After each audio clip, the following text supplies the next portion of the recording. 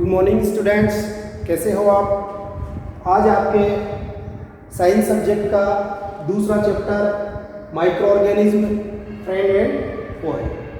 सबसे पहले देखो, कोई भी चैप्टर हम पढ़ते हैं तो उस चैप्टर के का जो अगर नाम, उस चैप्टर का जो टॉपिक है, उस टॉपिक को हम अगर ध्यान से देख लें तो अपनी आधी समस्या का हल वही हो जाता है।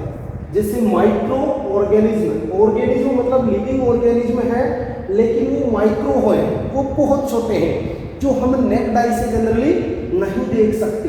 तो माइक्रो ऑर्गेनिज्म के बारे में पढ़ेंगे। ये फ्रेंड, ये कैसे अपने फ्रेंड है, और फॉय दुश्मन, कैसे दुश्मन है, इसके बारे में तो आपने देखा अभी कोविड-19 जो एक बहुत वैश्विक महामारी वर्ल्ड वाइड पूरे विश्व में जिसने तबाही मचा रखी है, कोहराम मचा रखा है, वो सब माइक्रो ऑर्गेनिज्म के कारण।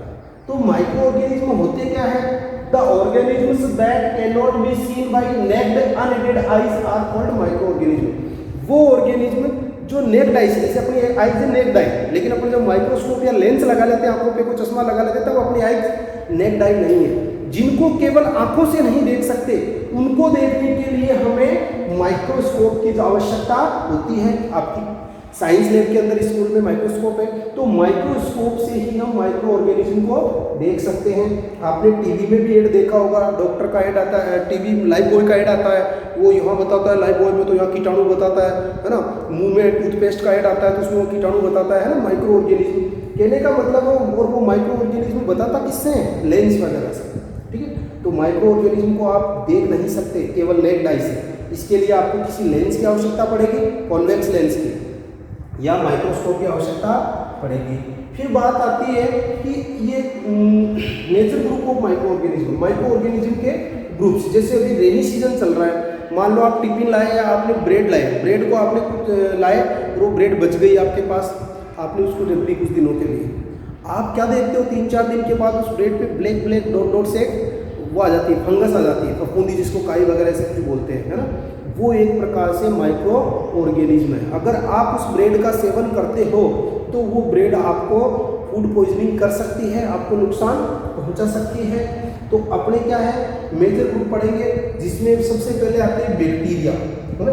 बैक्टीरिया, प्रोटोजोआ, एल्गी, फंगी, ये 4 major group of micro organism, 4। लेकिन एक फिफ्थ और है जिसको अपन लिविंग ऑर्गेनिज्म नहीं कह सकते, वो लिविंग और नॉन लिविंग के बीच की कनेक्टिंग लिंक है, और उसका नाम है वायरस।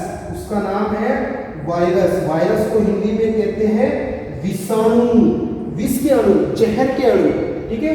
तो 4 मेजर, वैसे तो 4 मेजर ग्रुप है, बैक्टीरिया, प्रोटोजोआ, एल्गी, फंगी और वायरस।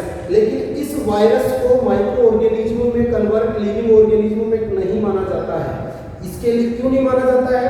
तो ध्यान रखना, जो वायरस होता है वो लिविंग और नॉन लिविंग, लिविंग और नॉन लिविंग के बीच की कनेक्टिंग लिंक है। कनेक्टिंग लिंक का मतलब होता है कि जब यह बाहर किसी सरफेस पे होता है, जैसे मान लो इस मार्कर पे लगा हुआ है वायरस कोविड-19 का, तो जो ये वायरस है ये क्या रहेगा, ये नॉन लिविंग। लेकिन इस मार्कर के माध्यम से मैंने इसको टच किया, मैंने मेरे नाक या मुंह को छुआ, तो ये वायरस मेरी बॉडी के अंदर चला जाएगा और वहाँ ये वायरस लिविंग हो जाएगा। लिविंग क्यों हो जाएगा? ये मेरी बॉडी की सेल्स के साथ रिप्रोड्यूस करेगा और अपने नंबर ग्रोज करेगा, अपने नंबर ग्रोज करेगा।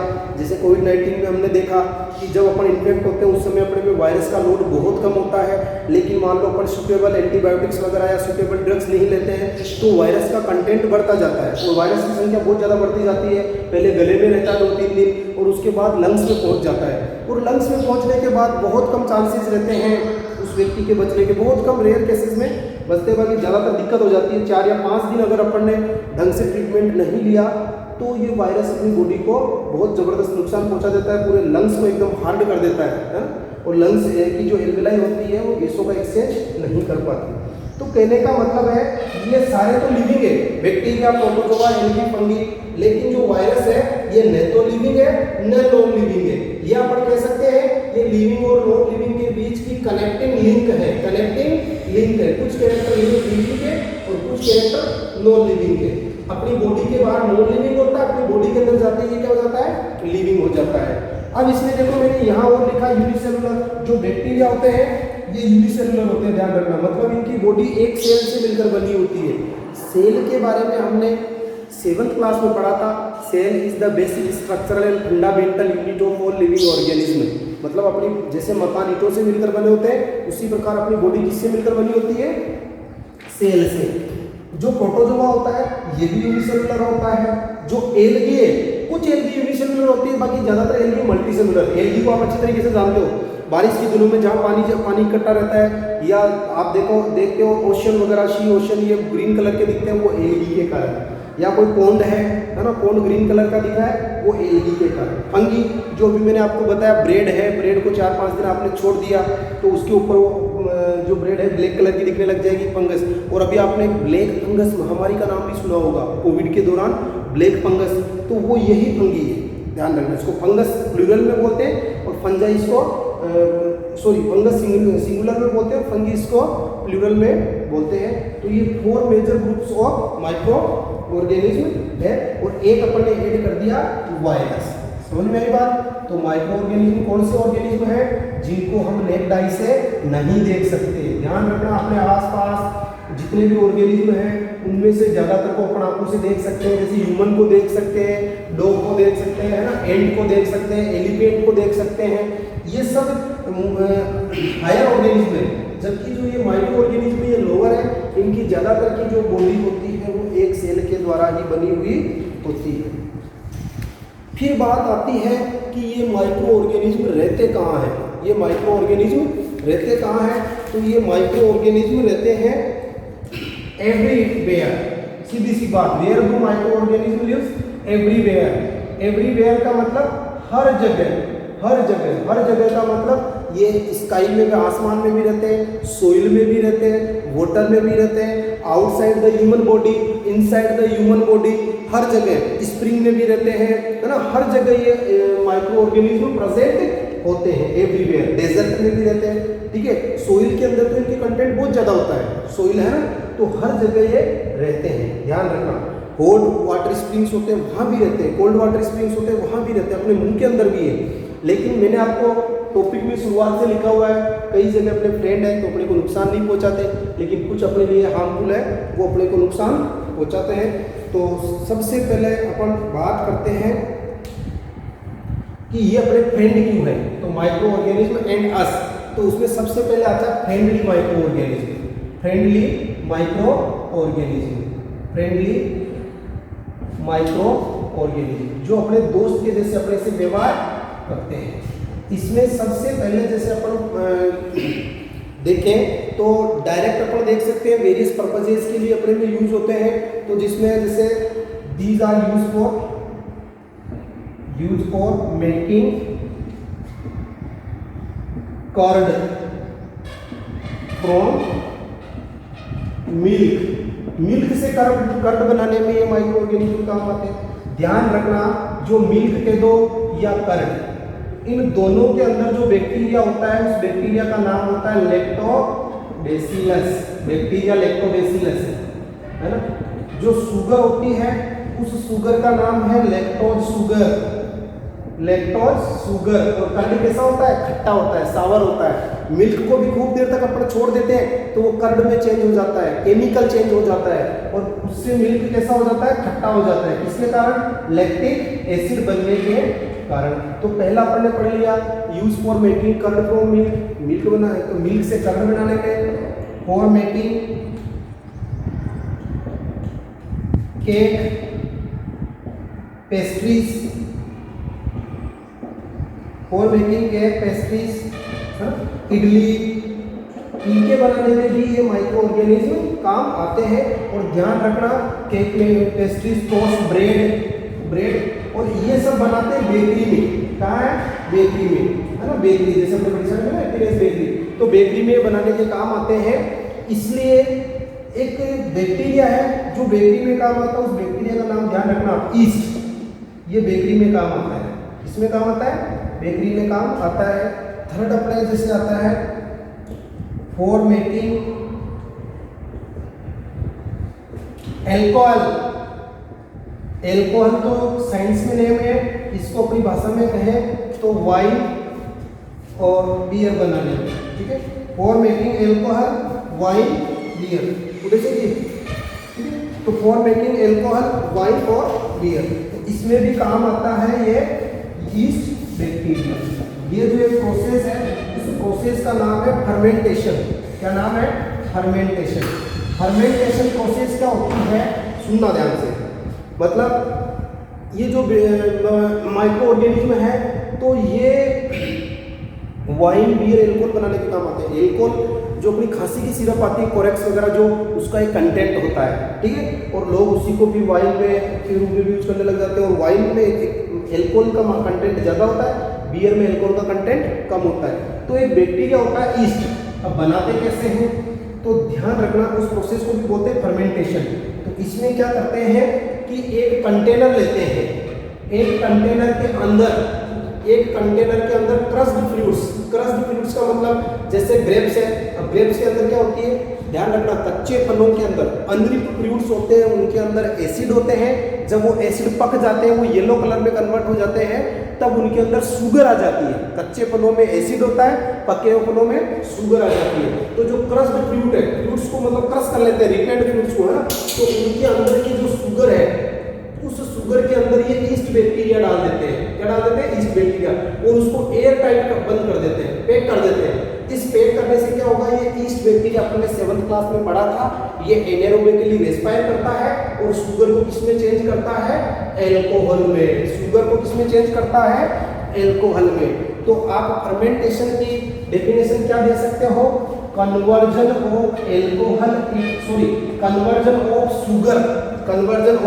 Sugar into alcohol by yeast bacteria is called fermentation. तो फर्मेंटेशन प्रोसेस के द्वारा क्या बनाया जाता है? शुगर से वाइन बनाई जाती है। अब शुगर किस चीज की लेते हैं वाइन बनाने में? ध्यान रख लेना, ग्रेप्स, शुगर केन, इनसे तो बनती है वाइन। ध्यान रखना, इनसे तो क्या बनती है? वाइन। जो बार्ले, जो है ना, इनसे बनती है बियर। जो बियर वगैरह में एल्कोहल का कंटेंट कम आता है, जबकि इसमें वाइन में एल्कोहल का कंटेंट ज़्यादा आता है, एल्कोहल ज़्यादा मात्रा में आती है। इसके बाद आती है medicinal uses of micro organism. Fourth point अपन लिखते हैं, फॉर मेकिंग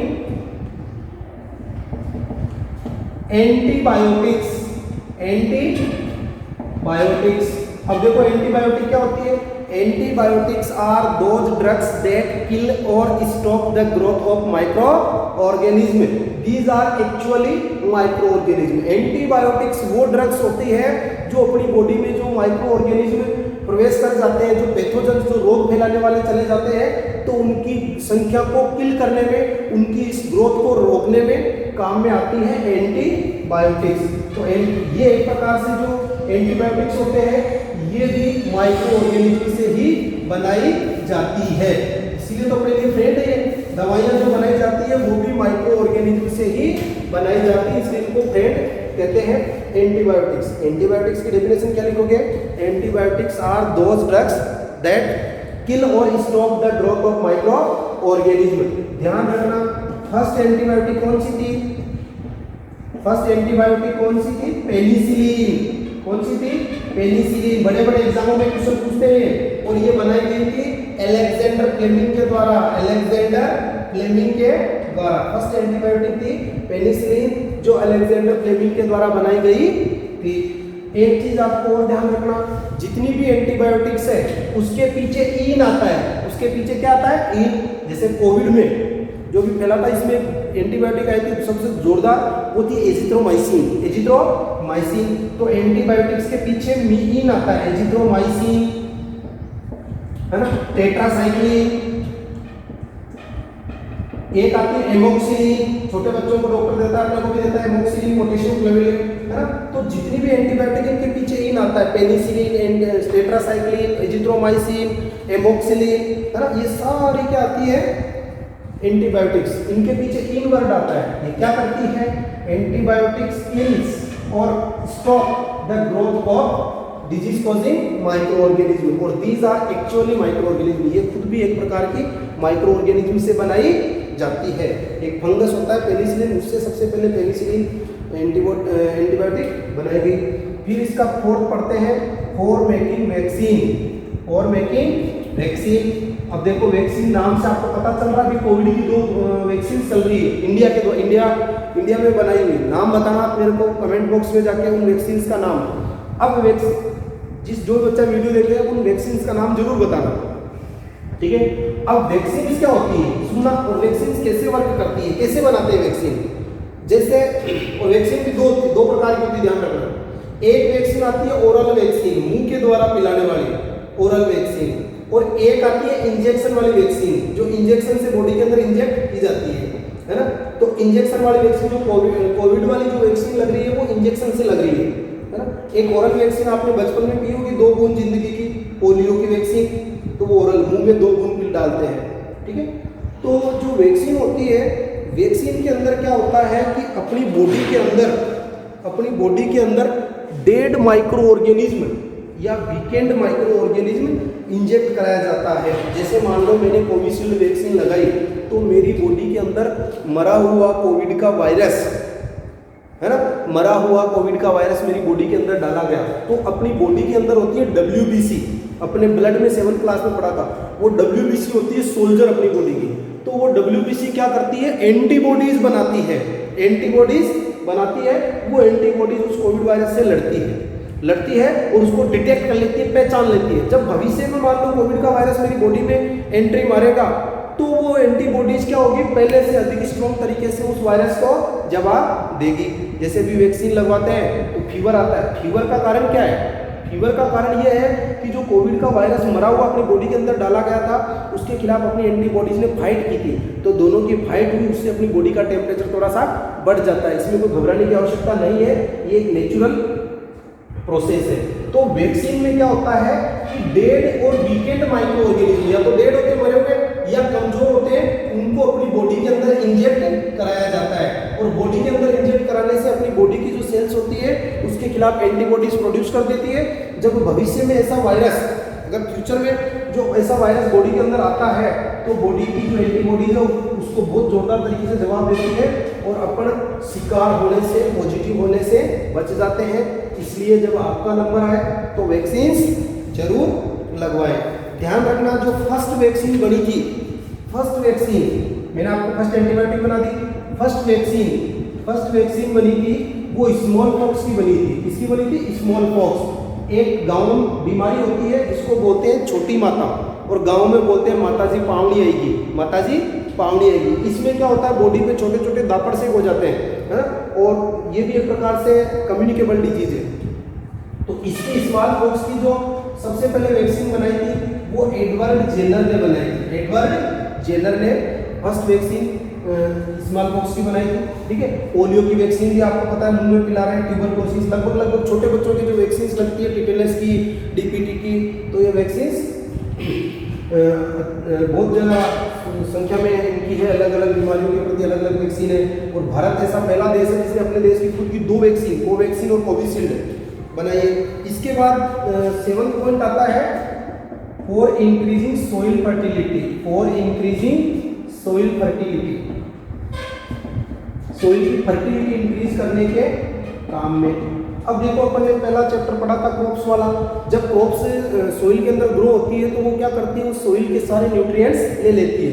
अब सोइल के न्यूट्रिएंट्स बढ़ाने के लिए काम में अपन क्या करते हैं, क्रॉप रोटेशन में क्या होता है कि इस साल अपन ने वीट की फसल बोई, है ना, गेहूं की बोई, तो अगली बार उसमें चने की फसल बोएंगे। एक बार सीरियल्स, एक बार पल्सेस। अब पल्सेस वाले प्लांट्स में क्या होता है, जैसे मान लो ये चने का पौधा है तो इसकी रूट है, इसकी रूट में क्या होती है, ये मान लो ग्रेम का प्लांट है, ग्रेम, इसकी रूट में छोटी छोटी गांठें होती है, उन गांठों में एक बैक्टीरिया होता है, उस बैक्टीरिया का नाम है राइजोबियम। ये बैक्टीरिया क्या करता है कि एटमॉस्फेयर की नाइट्रोजन को नाइट्रोजनस कंपाउंड में लेके और प्लांट को देता है। बदले में प्लांट इसको क्या देता है, शेल्टर देता है, रहने के लिए घर देता है। और इस रिलेशनशिप को अपन ने 7th क्लास में कहा था सिम्बायोटिक रिलेशनशिप। वापस सुनो, राइजोबियम बैक्टीरिया जो पल्सेज वाले प्लांट्स, ध्यान रखना कौन से प्लांट, पल्सेज, और जिनको बोलते हैं लेग्यूम प्लांट, इनकी रूट में कि नोड्यूल्स में जैसे गांठें होती है उन गांठों में रहता है और प्लांट्स को नाइट्रोजन प्रोवाइड करवाता है, बदले में प्लांट्स इसको सेंटर प्रोवाइड करवाते हैं और जिससे सोइल की फर्टिलिटी इंक्रीज होती है। और दूसरा आपको अच्छी तरीके से पता है कि ये जो फ्रेंडली माइक्रो ऑर्गेनिज्म होते हैं ये डेड डिकेइंग मैटर से ह्यूमस बनाते हैं, डेड डिकेइंग मैटर से ह्यूमस बनाते हैं और ह्यूमस से प्लांट्स को क्रॉप्स को मेन्योर मिलता है ना, उसको सड़ाते हैं गलाते हैं और उसको मेन्योर में कन्वर्ट कर देते हैं। कौन? Friendly micro organism. इसके बाद नेक्स्ट आता है अपने क्लीनिंग द एनवायरनमेंट, एनवायरनमेंट को क्लीन करना, cleaning the environment, cleaning the environment. इसको आप ऐसे समझो, मान लो जैसे कोई जानवर है, कोई एनिमल की डेथ हो गई, अब वो एनिमल फॉरेस्ट के अंदर कोई एनिमल है, मान लो लोयन है, उसकी डेथ हो गई, अब क्या होगा? उसकी डेथ हो गई तो स्मेल मारेगा, स्मेल मारेगा तो वहाँ पे रहने वाले जो लिविंग ऑर्गेनिज्म है उनको डिस्टर्बेंस होगा। जैसे अपने आसपास में अपन देखते हैं कि कोई जानवर मर जाता है, कितनी बुरी स्मेल मारता है, तो ये कुछ माइक्रो ऑर्गेनिज्म ऐसे होते हैं कि उसको फटाक से चट कर जाते हैं, उसको चट कर देते हैं, उसको क्लीन कर देते हैं, साफ कर देते हैं, जिससे वो स्मेल वगैरह गायब हो जाती है। इस प्रकार वो एनवायरनमेंट को क्या कर देते हैं? साफ कर देते हैं। कुछ बैक्टीरिया और फंगस जो रोटिंग डेड डिकेइंग मैटर, ये क्लीनिंग एनवायरनमेंट में मरा हुआ जानवर क्या है? डेड है, तो उसके ऊपर बैठ के उसको किसमें कन्वर्ट कर देते हैं? ह्यूमस में, और एटमॉस्फेयर को साफ कर देते हैं। ये था अपने फ्रेंडली माइक्रो ऑर्गेनिज्म। अब अपन पढ़ेंगे दुश्मन। ये माइक्रो ऑर्गेनिज्म हमारे फॉर यू है, हार्मफुल फॉर अस। पहले था यूजफुल फॉर अस, तो यूजफुल के मैंने एक लाइन आपको बता दी। अब ये अपने में हार्मफुल अपने लिए कैसे है, हार्मफुल फॉर अस, ठीक है। इसका फर्स्ट देखो आप, जैसे पहले आ जाएगा disease causing micro organism, disease causing micro organism, है ना। सीधी सी बात, डिजीज फैलाने वाले माइक्रो ऑर्गेनिज्म आगे लिख सकते हैं अपन, आर कॉल्ड, जो डिजीज फैलाते हैं उनको अपन पैथोजन बोलते हैं। क्या बोलते हैं? पैथोजन्स। तो क्या करड़ के अंदर जो बैक्टीरिया होता है उसको पैथोजन बोलेंगे? नहीं, क्योंकि वो अपने में कोई डिजीज नहीं फैलाता है। तो डिजीज कौन फैलाता है? जैसे कोविड-19 का वायरस, तो वो क्या है? पैथोजन है। जैसे टीबी का बैक्टीरिया, तो वो फैलाता है, तो पैथोजन। तो जो बैक्टीरिया, जो वायरस अपने में डिजीज फैलाते हैं उनको हम कहते हैं डिजीज कॉजिंग माइक्रो ऑर्गेनिज्म। एक चीज मैं आपको शुरू में बताना भूल गया, जैसे जो बैक्टीरिया है, कुछ बैक्टीरिया अपने लिए यूजफुल है। जैसे एक एग्जांपल बता रहा हूँ मैं, आप लैक्टोबैसिलस, वो दूध से दही बनाता है, लेकिन कुछ बैक्टीरिया अपने लिए हार्मफुल है, जो फूड स्पॉइलिंग में काम आता है। तो बैक्टीरिया अपने क्या हुए? फ्रेंड भी हुए, फोए भी हुए। फिर बात करते हैं प्रोटोजोआ की। प्रोटोजोआ अपने फ्रेंड नहीं है लेकिन फोए है। जैसे प्लाज्मोडियम प्रोटोजोआ, उससे मलेरिया डिजीज फैलती है। इसी प्रकार एल्गी, वो पूरी तरह से अपनी फ्रेंड है, क्योंकि वो एक प्रकार से फोडर भी है एनिमल्स के लिए, चारा भी है ना। और फिर आता है आपके जैसे फंगी, तो फंगी अपने लिए फोए है, फ्रेंड भी है, हालांकि बहुत कम फ्रेंड है, लेकिन फोए कैसे है? जो अपने फंगल इन्फेक्शन होता है, अपने रिंगवॉर्म, इचिंग, स्किन प्रॉब्लम्स होती है, तो फंगस के कारण होता है। और वायरस, ये तो अपने सबसे खतरनाक दुश्मन है, ध्यान रखना। जो बीमारियां, सर्दी, जुकाम, खांसी, कॉमन कोल्ड, कफ वगैरह जो है, जो कोविड-19, पोलियो, ये सारी वायरस के कारण ही होती है। तो disease causing micro organism are called pathogens, ठीक है। तो ये अपने में क्या फैलाते हैं? डिजीज फैलाते हैं। और ध्यान रखना है, डिजीज फैलाते हैं तो वो डिजीज होती है आपकी कम्युनिकेबल डिजीज। ध्यान रखना, दो प्रकार की डिजीज होती है आपकी, मैं लिख देता हूं। एक होती है, पहले सबसे पहले लिख लेते हैं अपन, नॉन कम्युनिकेबल, नॉन कम्युनिकेबल। एक होती है आपके कम्युनिकेबल। नॉन कम्युनिकेबल को अपन डिफाइन कर सकते हैं, disease that spread from sick, बीमार, sick, sorry, disease that does not spread, sorry, disease that does not spread from sick person to healthy person, कि कोई बीमार व्यक्ति से सही व्यक्ति में नहीं फैले, उनको बोलते हैं नॉन कम्युनिकेबल डिजीजेज। तो इसके एग्जांपल में आ जाएगा कैंसर, आर्थराइटिस, जोड़ों का दर्द, आर्थराइटिस, शुगर की बीमारी भी एक में दूसरे में नहीं फैलेगी, heart attack, heart attack, paralysis, लकवा, है ना। तो ये जो सारी डिजीज, एक चीज को ध्यान रखना, ये जितनी भी डिजीज है ये कोई माइक्रो ऑर्गेनिज्म के कारण नहीं होती है। और जो डिजीज माइक्रो ऑर्गेनिज्म के कारण नहीं होती है तो वो कैसी डिजीज है? Non communicable. यदि ये मेरे में है तो आप मेरे पास बैठते हो, आप मेरे साथ खाना खाते हो तो आप में नहीं होगी। क्यों? क्योंकि इनके अंदर कोई माइक्रो ऑर्गेनिज्म इन्वॉल्व नहीं होता है। ध्यान रखना, वही डिजीज फैलती है जिनके अंदर कोई माइक्रो ऑर्गेनिज्म इन्वॉल्व होता है। अब कम्युनिकेबल को आप डायरेक्ट लिख देना, क्या लिखोगे? डिजीज दैट डज नॉट की जगह बस disease that spread from sick person to healthy person. Sick वो नहीं दाढ़ी वाला, वो सोपे वाला, सिक का मतलब बीमार, ऐसा ही सीखे वो होता है, ऐसा ही एच, बीमार व्यक्ति से हेल्दी पर्सन में फैलती है ना, वो होती है कम्युनिकेबल डिजीज। तो आप क्या लिखोगे? Disease that spread from sick person to healthy person. अब इसमें अपन यही थोड़ा सा देख लेते हैं, फिर आगे अपने को अलग से नहीं देखना पड़ेगा। तो नॉन कम्युनिकेबल डिजीज एक व्यक्ति से दूसरे व्यक्ति में नहीं फैलती है।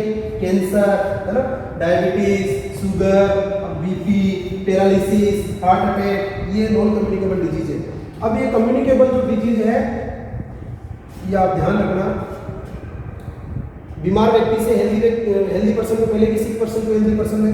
जैसे अपन मान लो बैक्टीरिया के द्वारा, बाई बैक्टीरिया, ह्यूमन पे पढ़ रहे हैं, है ना, बाई बैक्टीरिया के द्वारा। तो अपने में देखो कौन सी होती है? एक ट्यूबरक्लोसिस, जिसको शॉर्ट में बोलते हैं टीबी या क्षय रोग, पूरे शरीर को खराब कर देता है ये, इसमें लंग्स डैमेज हो जाते हैं।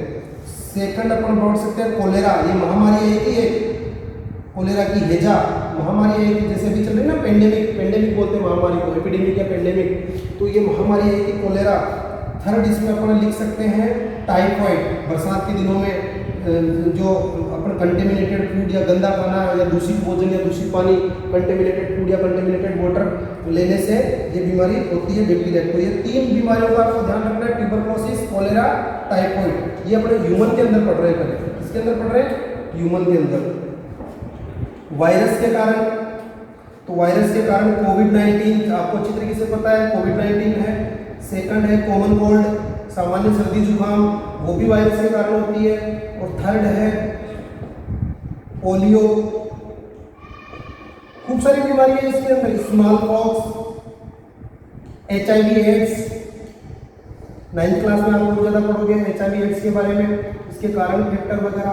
इसी प्रकार फंगस के कारण भी अपने को कुछ बीमारियां होती हैं, है ना। फंगस के कारण कौन सी बीमारी होती है? जैसे रिंगवॉर्म, दाद, है ना, रिंगवॉर्म। और जैसे इसके बीज, जिसमें बालों की बीमारी होती है, जैसे मैं उसी से पीड़ित हूँ इसलिए मेरे सिर पे थोड़े सा ऐसे आपको दिखेंगे। इसी प्रकार प्रोटोजोआ के द्वारा भी ह्यूमन के अंदर जो डिजीज फैलती है, तो उसमें एक तो आती है मलेरिया। क्या आती है? मलेरिया। उस प्रोटोजोआ का नाम ध्यान रखना, प्लाज्मोडियम प्रोटोजोआ। और दूसरी होती है डिसेंट्री, तो ये कुछ कम्युनिकेबल डिजीजेज हैं जो sick person to healthy person में फैलती है। स्पेशली कोविड-19 पे आपका ध्यान आकर्षित करना चाहूँगा। कोविड-19 आपने देखा कितना धमाका मचा रखा है दुनिया में, कितनी तबाही मचाई है इस बीमारी ने। तो इस बीमारी का जो बचाव का उपाय है वो सोशल डिस्टेंसिंग, दूरी बनाए रखना, मास्क पहनना, वैक्सीन लगवाना, भीड़ भाड़ वाले स्थानों पर नहीं जाना, तो ये आपको ध्यान रखना है। अब बात ये आती है कि ये जो कम्युनिकेबल डिजीजेज है ये sick person to healthy person में जाती कैसे है? Sick person to healthy person में जाती कैसे है? तो जैसे फर्स्ट आ गया बाई एयर। जैसे मान लो मेरे कॉमन कोल्ड हो रखा है या मेरे कोविड हो रखा है और मेरे पास में उदय सिंह जी सर बैठे हैं, इन्होंने मास्क नहीं लगा रखा है, तो मैं अगर छींकूंगा तो मेरी ड्रॉपलेट के अंदर कोविड का वायरस रहेगा। और ये कोविड का वायरस मेरे जस्ट पास में बैठे हैं, इनके मेरे 2 गज की दूरी नहीं है, तो वो वायरस इनकी बॉडी के अंदर चला जाएगा। ठीक है, तो बाई एयर इसीलिए अपने को एडवाइस दी जाती है कि मास्क लगा के बैठे। ऐसे नहीं कि उदय सिंह जी सर मेरे दोस्त हैं तो इनको कोविड नहीं हो सकता, या ये सोचते हैं राजेश जी मेरे दोस्त हैं तो इनको कोविड नहीं हो सकता। किसी को भी हो सकता है, अपने को सबसे थोड़ी डिस्टेंस मेंटेन करके बैठना चाहिए। बाई वाटर पानी के द्वारा, है ना, कंटेमिनेटेड वाटर, अपन ने अगर गंदा पानी पी लिया है ना, जो मतलब उसके अंदर कोई बैक्टीरिया वगैरह है, तो अपने टाइफाइड हो सकती है, अपने क्या हो सकती है, टाइफाइड हो सकती है। बाई कंटेमिनेटेड फूड, जैसे मान लो अपन बड़ी साल जाते हैं, रतलाम रेस्टोरेंट पे गए और वहाँ पे जलेबी सुबह की बनाई हुई है और दोपहर तक उस जलेबी पे मक्खियाँ बैठ रही है। अब आप ध्यान रखना कि जो घरेलू मक्खी है वो रोगों का सबसे बड़ा कारण वो है। अब वो गोबर पे बैठेगी और गोबर से आके जलेबी पे बैठ जाएगी और अपन उसको चाव से खाएंगे तो वो अपने को बीमार कर देगी। ठीक है, बाई इंसेक्ट्स, ये यहाँ पर आपको ध्यान रखना है थोड़ा सा, बाई इंसेक्ट के द्वारा भी होती है। और एक बाई टचिंग पहले समझ लो, फिजिकल टचिंग, जैसे कोविड एयर के द्वारा भी फैल रहा है और बाई टचिंग के द्वारा भी फैल रहा है। टचिंग के द्वारा कैसे, कि जैसे मान लो इस मार्कर को मैंने यूज में लिया, ये किसी कोविड पॉजिटिव व्यक्ति ने इस मार्कर को ले रखा है, तो इस मार्कर के अंदर वो वायरस, इसकी सरफेस पे जो वायरस है, इसको वो वायरस अगर जैसे मैं नाक और मुंह को छूंगा तो बॉडी के अंदर भी जा सकता है। अब इंसेक्ट वाली आप ध्यान रखो, दो बीमारियों का नाम ध्यान रखना, एक मलेरिया, ध्यान रखना मलेरिया का डिजीज कॉजिंग माइक्रो ऑर्गेनिज्म तो है प्लाज्मोडियम प्रोटोजोआ, लेकिन इसका जो कैरियर का मतलब इसको जो पीठ पे बैठा के ले जाता है वो होता है फीमेल एनोफिलिस मॉस्किटो, इस प्रोटोजोआ को बैठा के ले जाता है, तो ये बाई इंसेक्ट में आ जाएगा। एक है डेंगू, ये मैंने लिखा नहीं था उससे मैं बता रहा हूँ, ये डेंगू वायरस के कारण होती है। डेंगू किसके कारण होती है, वायरस के कारण होती है। इस डेंगू का जो वायरस है, इस वायरस को एक मच्छर ले जाता है, मॉस्किटो ले जाता है, उस मॉस्किटो का नाम है फीमेल एडिस मॉस्किटो, ठीक है। और एक जैसे इसमें अपन टाइफाइड वाला भी लिख सकते हैं, टाइफाइड रोग का जो ज्यादातर कारण होता है जो घरेलू मक्खी, हाउस फ्लाई है ना, हाउस फ्लाई घरेलू मक्खी गंदगी पे बैठती है और अपने खाने पे बैठती है और उसको दूषित कर देती है। इन तीनों को अपन बोलते हैं यहाँ पे कैरियर या ट्रांसपोर्टर, जो रोग को ट्रांसपोर्ट करते हैं। इसीलिए अपने को सलाह दी जाती है कि अपने घर के आसपास पानी इकट्ठा नहीं होने दें, क्योंकि जैसे पानी इकट्ठा होगा वहाँ पर ये मच्छर पनपेंगे और ये मच्छर पनपेंगे तो ये बीमारियों का घर करेंगे। तो ये तो हो गए जो disease causing micro organism humans के अंदर। अब आते हैं डिजीज कॉजिंग माइक्रो ऑर्गेनिज्म। अब ये केवल अपने में बीमारियां नहीं करते, ये प्लांट्स को भी नहीं बचाते, उनको भी नहीं छोड़ते, एनिमल्स को भी नहीं छोड़ते। तो एनिमल्स में भी दो बीमारियां मेन दे रखी है, तो वो देख लो आप कौन सी है। एक आपकी दे रखी है एंथ्रेक्स, ये बीमारी होती है जो बैक्टीरिया के कारण होती है, एनिमल्स में होती है ना। और एक बीमारी होती है आपकी फूट एंड माउथ डिजीज,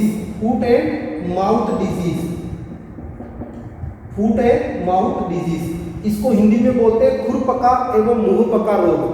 उसके फूट, पैर और मुंह से मतलब सेक्रेशन होता है लिक्विड का और एनिमल बीमार हो जाते हैं। ये होती है वायरस के कारण। ये किसके कारण होती है, वायरस। और एक बहुत बड़ी बीमारी जो अक्सर दुनिया में आती रहती है, अभी थोड़े दिनों पहले भी आई थी, जिसका नाम है बर्ड फ्लू। ज़्यादातर ये जो मुर्गी पालन करते हैं, मुर्गी में आ जाती है हेन में, तो बेचारे को अगर किसी एक मुर्गी में आ गए, उसने 100 मुर्गियाँ पाल रखी है, तो सारी मुर्गियों को मारना पड़ता है इस बर्ड फ्लू बीमारी में। तो ये जो डिजीज कॉजिंग माइक्रो ऑर्गेनिज्म है, न केवल ह्यूमन के अंदर बल्कि एनिमल्स के अंदर भी डिजीज फैलाते हैं, ठीक है। और फिर आता है प्लांट्स के अंदर, प्लांट्स को भी नहीं छोड़ते ये, प्लांट्स के अंदर भी रोग हो जाते हैं, जैसे सिट्रस कैंसर भी बोलते हैं। लेमन के अंदर, नींबू के अंदर जो डॉट से बन जाते हैं, नींबू को भी खराब कर देते हैं, सिट्रस कैंसर। एक रस्ट ऑफ मीट, जो बच्चे किसानों के बच्चे वो देखना, गेहूं की खेती या जौ की खेती करते हैं तो गेहूं के दानों के साथ काले काले दाने भी आते हैं, वो एक प्रकार का फंगस है और वो एक प्रकार की बीमारी है, वो दाने को खराब कर देते हैं। तो ये भी प्लांट्स के अंदर भी ये डिजीज फैलाते हैं। इसके बाद अपने नेक्स्ट टॉपिक आता है फूड पॉइजनिंग, जो हार्मफुल में अपन इतनी देर पढ़ने पड़ा, ये डिजीज फैलाते हैं, है ना। लेदर को खराब कर देते हैं, लेदर से बनी हुई वस्तुओं को खराब कर देते हैं, ब्रेड को खराब कर देते हैं। तो उसमें अपने नेक्स्ट आता है फूड पॉइजनिंग। देखो फूड पॉइजनिंग, फूड है, अपन ने पढ़ा था पिछले चैप्टर में, डॉक्टर्स अपने को फूड प्रोवाइड करवाते हैं, लेकिन ये फूड अपने लिए पॉइजन का काम भी कर देता है कभी कभी। ये करता कब है, जब फूड पुराना हो, बिना ढका हुआ हो और उसके अंदर कोई माइक्रो ऑर्गेनिज्म आ गया हो, तो वो माइक्रो ऑर्गेनिज्म क्या करता है, spoil the food, spoil the food, food को स्पॉइल कर देता है, स्पॉइल द फूड, फूड को स्पॉइल का मतलब खराब कर देता है। खराब करने से जो फूड का टेस्ट होता है वो चेंज हो जाता है, और वो चेंज कैसा हो जाता है, बैड टेस्ट हो जाता है, उसकी टेस्ट बैड हो जाता है, स्मेल चेंज हो जाती है, उसकी स्मेल बैड स्मेल, बदबू मारने लग जाता है, और उसका कलर भी चेंज हो जाता है, उसका कलर भी चेंज हो जाता है। जैसे ब्रेड व्हाइट कलर की आती है, लेकिन उस पर अगर कोई फंगस लग गई तो ब्लैक कलर की हो जाएगी, तो कलर भी चेंज हो जाता है। और ध्यान रखना, ये केमिकल चेंज है। क्या चेंज है, केमिकल चेंज है।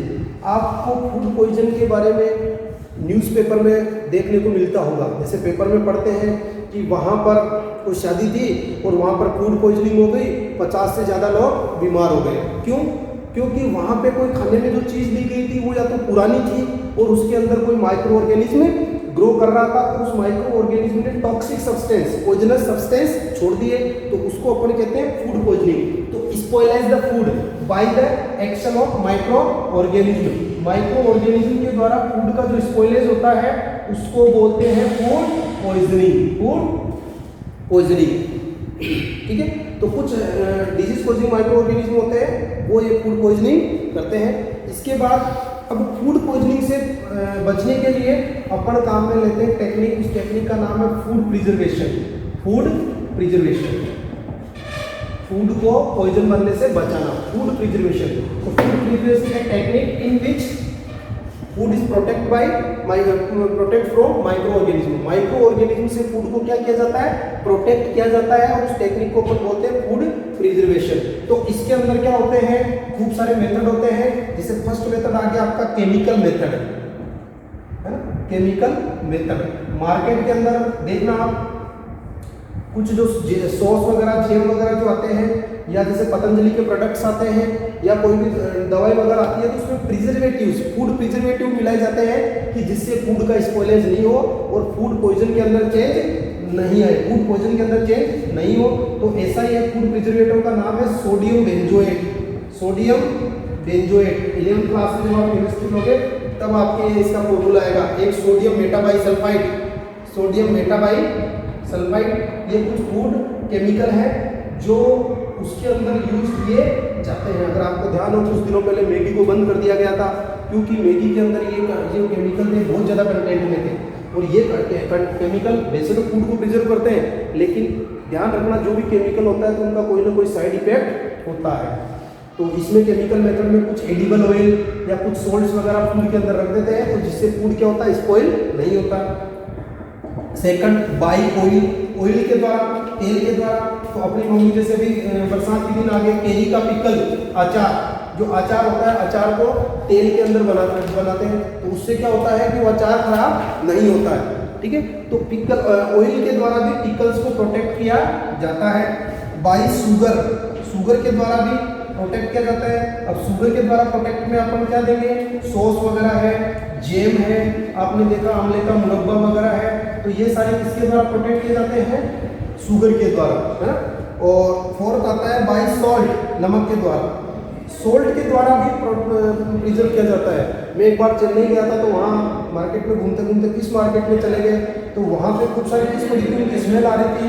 तो मैंने दुकान वाले को पूछा कि फिश खराब नहीं होती है, तो उन्होंने कहा कि उनके ऊपर हमने उसका लेप कर रखा है, सोल्ट का, तो सोल्ट का लेप करने से ये खराब नहीं होती। तो फिश वगैरह जो है, इनको जो डेड फिश है, इनको प्रोटेक्ट करने के लिए सोल्ट यूज में लिया जाता है। फिर आ जाएगा बाई हीटिंग, गर्म करने से भी हम फूड को कुछ देर के लिए, कुछ समय के लिए बचा सकते हैं। जैसे दूध वाला आता है, सुबह सुबह दूध देता आते हैं, अपन उसको गर्म कर देते हैं। गर्म करने से क्या होता है कि उसके अंदर के जो लैक्टोबैसिलस बैक्टीरिया थे वो कुछ समय के लिए मर जाते हैं, जिससे क्या होता है कि जो मिल्क होता है वो सावर नहीं होता। 6 पॉइंट आता है बाई कूलिंग, ठंडा करने से भी, है ना, फ्रीज के अंदर रखने से भी उसको अपन फूड को प्रिजर्व कर सकते हैं। तो इसी पर आधारित एक टेक्निक है, 10 मिनट बाद इनको उधर ले लो, है ना। एक टेक्निक है जिस टेक्निक का नाम है पास्चुराइजेशन। पास्चुराइजेशन आपने जब सरस डेयरी का दूध, मिल्क वगैरह,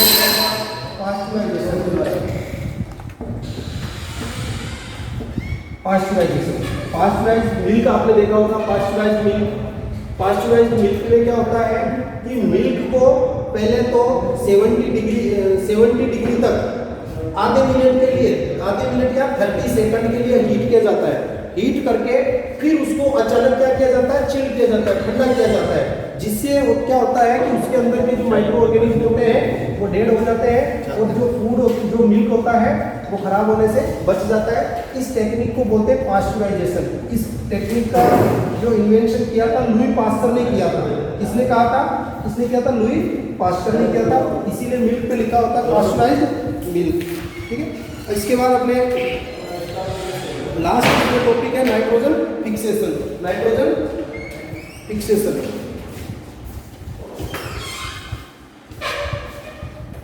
अब देखो नाइट्रोजन फिक्सेशन क्या होता है।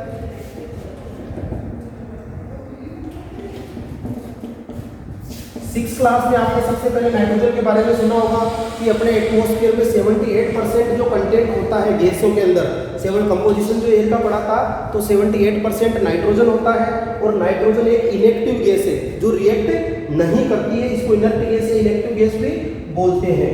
अब ध्यान रखना ये नाइट्रोजन प्रोटीन का मेन कंटेंट होता है। जो प्रोटीन का मेन एलिमेंट होता है वो होता है नाइट्रोजन। और प्लांट्स को जो अपन नाइट्रोजन मिलती है थोड़ी बहुत तो मैन्योर से मिलती है, लेकिन वो उसकी पूर्ति नहीं हो पाती, तो अपन उसके लिए फर्टिलाइजर काम में लेते हैं। उस फर्टिलाइजर का नाम था यूरिया। फर्स्ट चैप्टर में आपको मैंने बताया था।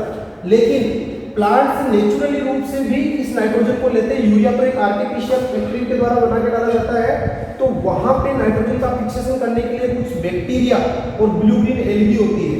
आपकी बुक में बैक्टीरिया दे रखा है और उस बैक्टीरिया का नाम है राइजोबियम। क्या नाम है उस बैक्टीरिया का? राइजोबियम। और पहले पढ़ लिया अपन ने कि जो लेग्यूम कुल के प्लांट्स होते हैं, लेग्यूम फैमिली कौन सी? जिनके पॉड्स आती है, फलियां आती है। फलियां किस किस की आती है? ग्रेम, चना, है ना, ग्राउंडनट, लेंटिल्स, सोयाबीन। तो इनकी रूट में क्या होती है? नोड्यूल्स होती है। और इन नोड्यूल्स के अंदर क्या होता है?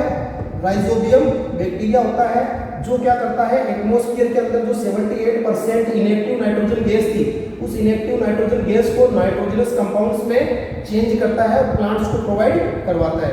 बदले में प्लांट्स इसको प्रोवाइड करवाते हैं शेल्टर। इसलिए इस संबंध को, इस रिलेशनशिप को बोलते हैं अपन सिम्बायोटिक रिलेशनशिप। ये पहले भी मैंने आपको बता दिया। तो इस प्रकार प्लांट्स को नाइट्रोजन मिल जाती है। अब लेकिन एक चीज बताओ कि जब 78% नाइट्रोजन गैस एटमॉस्फेयर के अंदर थी, उसको राइजोबियम बैक्टीरिया ने ले लिया। और एक दूसरा मेथड और पढ़ेंगे नाइट्रोजन आने का, लाइटनिंग, है ना। तो क्या एटमॉस्फेयर में इसका कंटेंट कम होना चाहिए? लेकिन नहीं होता। क्यों? क्योंकि अपन जानते हैं कि जिस चीज ने जन्म लिया उसकी मृत्यु निश्चित है। जैसे कोई प्लांट है, उसने नाइट्रोजन का यूज लिया, जब उसकी डेथ होगी या उसको कोई एनिमल खाएगा, एनिमल की डेथ होगी, तो वापस नाइट्रोजन किसमें चली जाएगी? एटमॉस्फेयर में चली जाएगी। और इसके लिए हम पढ़ते हैं इस चैप्टर का last topic nitrogen cycle. Nitrogen cycle आपके 9th क्लास में आगे कार्बन का भी साइकिल आएगा, वाटर का साइकिल भी आएगा। 6th में पढ़ा था आपने वाटर का। नाइट्रोजन साइकिल देखो, नाइट्रोजन साइकिल क्या है? साइकिल का मतलब आप समझते हो चक्र, है ना। एक चक्र, जैसे जो प्रोसेस चलती रहती है। जैसे अपन ने वाटर साइकिल पढ़ा तो अपन ने पढ़ा कि क्लाउड्स के द्वारा वाटर आता है जमीन पे, फिर इवोपरेशन के द्वारा वापस चला जाता है। तो ऐसे ही नाइट्रोजन का भी एक साइकिल होता है। जैसे मान लो ये नाइट्रोजन गैस है एटमॉस्फेयर के अंदर 78%। अब ये दो प्रकार से अपनी अर्थ पर आती है। एक तो प्रोसेस होगी लाइटनिंग। लाइटनिंग क्या होती है? जब रेनी सीजन होती है तो उस समय बादलों की जो गड़गड़ाहट होती है, बिजली चमकती है, उसको अपन लाइटनिंग बोलते हैं, है ना। Sparking on huge scale, large scale, sparking large scale पे स्पार्किंग होती है, उसको लाइटनिंग बोलते हैं। और सेकंड आती है नाइट्रोजन फिक्सेशन बैक्टीरिया राइजोबियम के द्वारा, तो ये आती है। और इसको प्लांट्स क्या करते हैं? नाइट्रोजनस कंपाउंड्स के रूप में प्लांट्स अपटेक करते हैं। ध्यान रखना, नाइट्रोजन इनेक्टिव गैस है, इसको डायरेक्टली नहीं लिया जाता। इसको नाइट्रोजनस कंपाउंड्स जैसे नाइट्रेट, नाइट्रोजन डाइऑक्साइड, है ना, अमोनिया, इस फॉर्म में प्लांट्स इसको लेते हैं। प्लांट्स को भी खाते हैं कौन? एनिमल। ये सबसे पहले सोइल में आते हैं, सोइल से प्लांट्स को किसने खाया? एनिमल ने। जब एनिमल की डेथ हो जाती है तो ये नाइट्रोजन क्या होती है? वापस छोड़ देते हैं। और इस नाइट्रोजन को कुछ बैक्टीरिया होते हैं जो वापस इसको एटमॉस्फेयर में छोड़ते हैं, जिनको डीनाइट्रिफिकेशन ऐसे कुछ बैक्टीरिया बोलते हैं, जो भी आपके सिलेबस में नहीं है। तो ये है आपका नाइट्रोजन साइकिल, हमें भी पता रखा है, ठीक है। ये आपके चैप्टर कंप्लीट है। इसका होमवर्क करके आप मेरे को जल्दी से जल्दी भेजना। Okay, thank you.